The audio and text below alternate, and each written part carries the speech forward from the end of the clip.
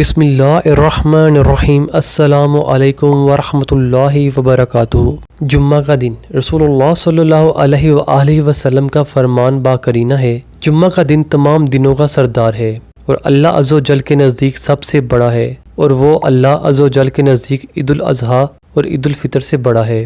اس میں 5 خصلتیں ہیں۔ نمبر 1، اللہ تعالیٰ نے اسی میں آدم علیہ السلام کو پیدا کیا۔ نمبر 2، اسی میں زمین پر انہیں اتارا۔ نمبر 3، اسی میں انہیں وفات دی۔